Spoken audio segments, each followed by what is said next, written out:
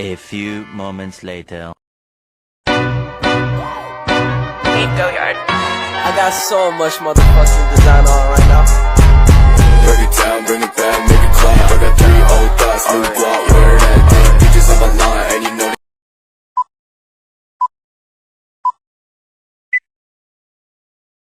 Raise a cup up for all my day ones. 2 middle fingers for the haters. Let's only getting greater. Straight up from nothing we go. Higher than the highest skyscraper. No little league we major. The proof is in the paper. We put the good in the good in the good life. We put the good in the good in the good life. We put the bad.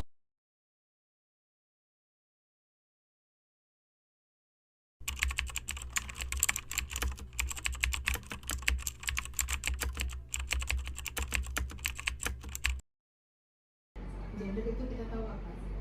Gender itu yang bisa dirubah. Di kami ini ada namanya pengarus utamaan gender. Jadi gender itu segala sesuatu yang bisa dirubah. Kalau misalnya kita kodrat, ada kodrat laki-laki perempuan, nah itu tidak bisa dirubah. Kalau gender ini bisa dirubah. Jadi isu gender itu disesuaikan dengan kebutuhan. Apa misalnya? Sekarang yang mau tanya isu gender tentang apa? Nah, tadi kan yang Ibu bilang tadi kan ada pengaruh utamaan gender kan Bu. Pengaruh utama gender itu kan bisa dibilang kan strategi kan Bu. Strategi. Ada strategi apa yang dari dinas ini terhadap bidang pemberdayaan perempuan?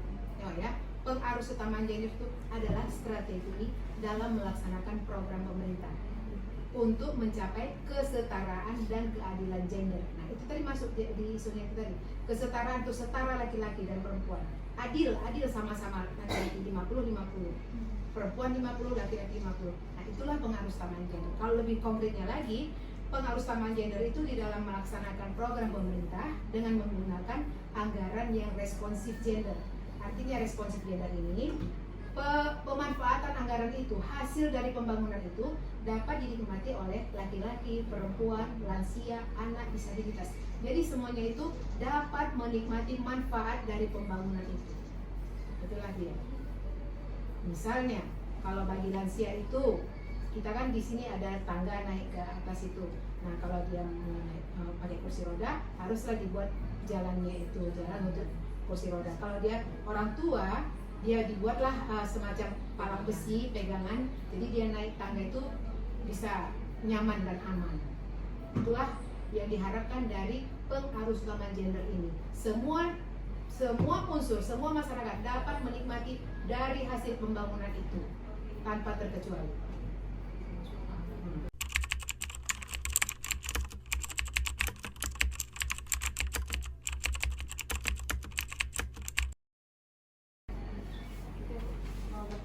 Sejauh ini seberapa banyak pengaduan tentang ketidakadilan gender terhadap perempuan di kantor Ibu? Arti ketidakadilan gender itu di sini kami ada dua. Yang satu perlindungan perempuan dan anak, itu di bidang sebelah. Itu mereka membuat laporan setiap bulan ada, tapi tidak masuk di kami. Kami di sini namanya pemberdayaan perempuan.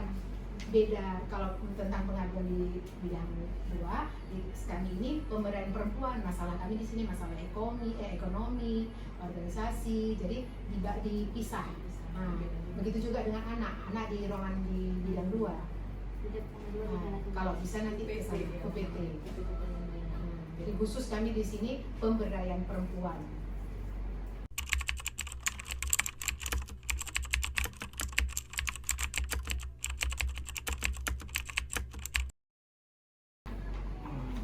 Menurut Ibu, apa yang menjadi faktor penyebab ketidakadilan gender? Apa penyebab tidak keadilan gender itu? Ekonomi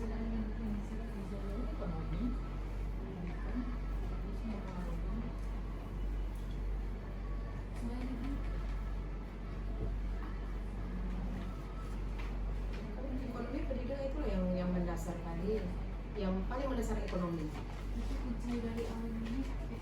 Iya, ekonomi bisa pendidikan yang paling penting. Pendidikan dalam arti pendidikan dalam keluarga, Pendidikan awal tuh dari seorang ibu. perempuan ini kan dianggap di rumah aja sebagai ibu rumah tangga, dibatasi dari awal tuh udah dibatasi.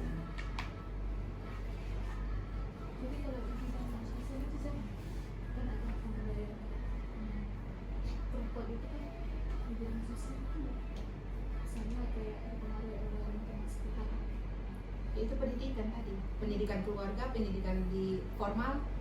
Nah, kalau dia dari orang tua mendasari anaknya dengan pendidikan yang baik, kemudian dibantu dengan pendidikan di sekolah sampai kuliah, kemungkinan akan menyerap ilmu, akan mendapatkan penghidupan yang lebih baik. Tentunya ketidakadilan gender itu akan terhapus secara sendirinya. Dimulai dengan pendidikan dasar. Makin meningkat pendidikan orang, makin tinggi taraf hidupnya. Jadi untuk mendapatkan ketidakadilan gender itu rasanya udah bisa teratasi.